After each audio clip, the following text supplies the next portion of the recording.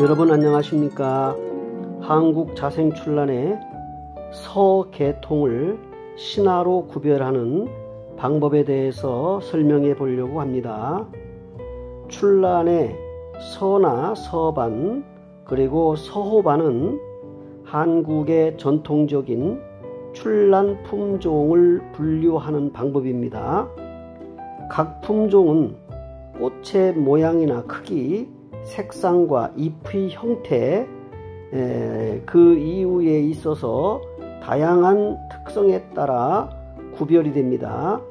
특징으로 구별하는 방법은 주로 잎의 형태와 특징을 바탕으로 하고 각 종류의 특징적인 특성과 구별적인 포인트를 아래와 같이 소개하려고 합니다.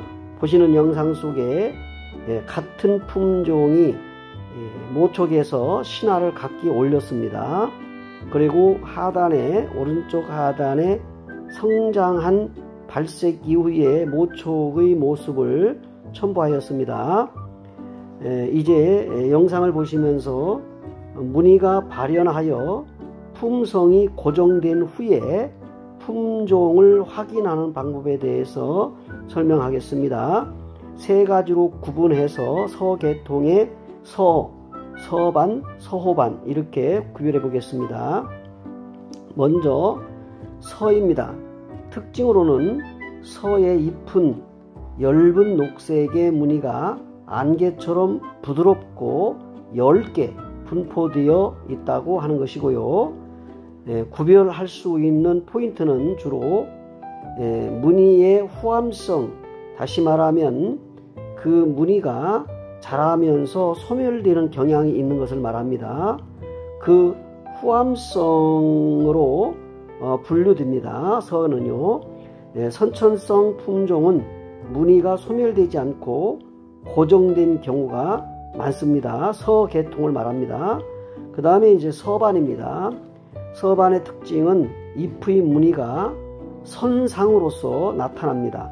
주로 잎 가장자리에 무늬가 형성되는 것입니다.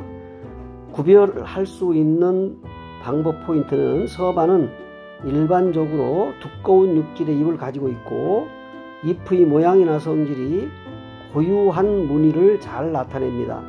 특히 잎 마무리가 둥글며 관상미가 높은 것이 서반입니다. 그 다음에 세 번째로 서호반입니다. 서호반의 특징은 서반과 유사하게 강한 무늬가 표현되고 후육질의 깊이가 두드러집니다. 지금 보시는 것처럼 잎의 골이 깊고요. 중수엽의 이상의 엽성을 가진 무늬가 많습니다. 구별할 수 있는 특징점 포인트는 서호반의 잎은 화려한 무늬가 잘 나타나고 일관된 무늬성을 보여줍니다. 그래서 색화에 대한 기대도 큰 것이 특징이라고 하겠습니다. 다음은 이제 신화로 구별하는 방법입니다. 무늬를 신화로 구별하는 방법, 서반, 서호반입니다. 신화의 상태로 볼 때는 신화가 자라는 속도와 모양에 따라서 특별히 구별할 수가 있습니다. 서를 보게 되면 잎의 무늬가 부드럽고 엷게 분포되어 나타나기도 하고 자연적인 그런 성장 과정에서 무늬가 소멸되는 경향이 높습니다. 그 다음에 서반은 서호반과 같은 계통으로 볼 수 있는데 이들은 상대적으로 무늬가 뚜렷하게 고정되어서 나타나고 그리고 두껍고 발육이 양호해서 건강한 상태의 신화를 관찰할 수 있는 특징이 있습니다. 결론적으로 말씀을 드리면 서나 서반, 서호반의 구별은 잎의 무늬, 색상, 두께 및 잎 끝의 형태에서 주로 이루어진다는 것이고요. 각 종류의 특성을 정확히 알고 신화의 상태를 잘 관찰하게 되면 보다 쉬운 구별을 할 수 있는 그런 노하우가 생길 수가 있습니다. 제가 산채를 하고 그 다음에 이제 신화를 받으면서 어떤 변화를 일으키는지에 대해서 자세하게 관찰할 수가 있었습니다. 그래서 오늘 올린 영상은 똑같은 품종인데 나누어서 키우면서 신화를 각기 받았는데요. 우리가 산에 가서 이맘때부터 이제 장마가 끝나고 나면 본격적으로 신화, 생강근 신화나 모촉의 신화를 보고 산채를 다니게 됩니다. 주로 이제 이럴 때에 속성으로 기온이 올라가고 그 다음에 이제 신화가 속성으로 자라면서 모촉에서 새로운 신화가 올라올 때 모촉에는 무늬가 없는데요. 신화에서는 무늬가 보여서 산채하는 경우가 있습니다. 그러나 간혹 헷갈리는 경우가 있어요. 이게 여배품인지 여배품이 아닌지 이런 갈등을 하게 되는 경우가 있는데, 주로 이제 많이 성장하면서 발색이 되면은 빨리 알 수가 있지만 신화가 작은 상태에서 올라올 때는 주로 이제 이 서나 서반 같은 계통들은 선천성으로 올라올 때는 발색이 된 상태에서 올라옵니다. 즉 이제 여러 가지 품종 중에 주로 이제 사계라든지 또는 이제 호피반이라든지 이런 계열들의 발색에 관련된 품종들은 생강근에서 올라올 때부터 그 무늬를 가지고 올라오는 선천성 이제 여배품들이 많이 있습니다. 그러나 모촉의 상태에 따라 또는 이제 품종에 따라 처음에는 이제 일반 민출란처럼 올라오다가 서서히 성장하는 과정에서 후발로다가 무늬가 들어서 발색되는 경우입니다.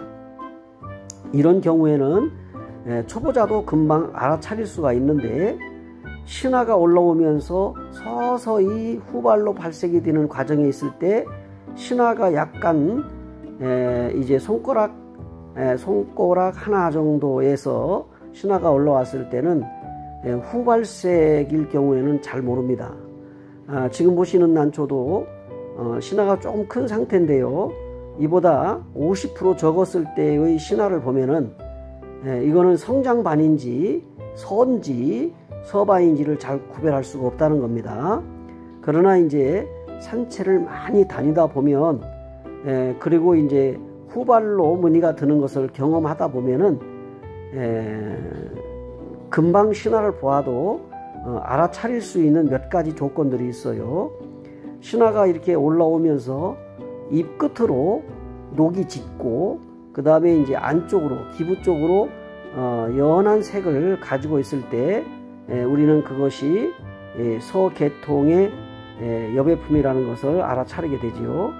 그러나 이제 서계통은 전체적으로 이제 신화가 땅속에 묻혀 있다 올라오면서 급성장 속에서 이렇게 녹이 차지 않고 또 무늬가 차지 않은 상태에서 올라오기 때문에 선지 이게 민출라인지를 잘 구별할 수 없다는 거죠.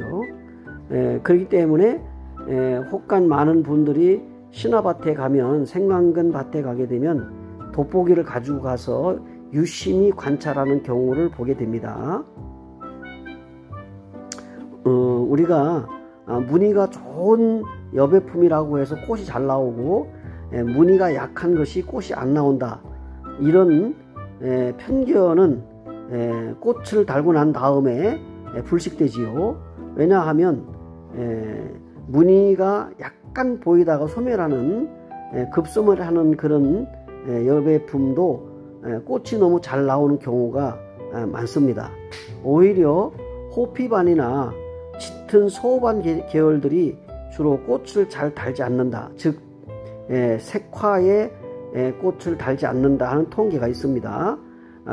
이제 잎변이나 환엽이나 이런 그 형태의 잎에서도 주로 이제 화형의 꽃을 달지 못한다는 통계가 있듯이 말입니다. 그래서 항상 신화철에는 그 신화의 모습을 보고 놓치는 경우가 많습니다. 그래서 기부를 살피고 떡잎을 살피고요. 그 다음에 길어 나온 신화의 잎끝을 보면서 판단을 하게 되고요. 무늬는 없더라 하더라도 그 잎의 형태를 보고 이제 좋은 화형의 꽃을 피울 것이라는 예측을 하게 됩니다. 거기에 이제 잎 끝으로나 잎 가로 무늬가 묻었을 때는 색화의 화형이 피운다는 것을 통계적으로 우리가 짐작하기 때문에 상당히 그런 훌륭한 품종을 만나게 됐다라는 것을 알 수가 있지요. 오늘은 이제 출란의 서와 서반, 서호반의 무늬종들에 대해서 잠시 설명을 해드렸습니다.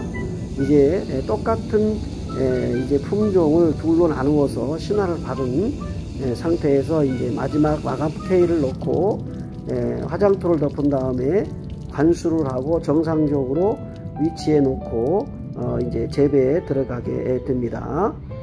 여러 가지 품종을 다양하게 키우면서 이제 여배품의 호기가 된 이제 시기에 출란의 난초들을 다양한 품종 중에 여배품을 많이 선호해서 재배를 하게 됩니다.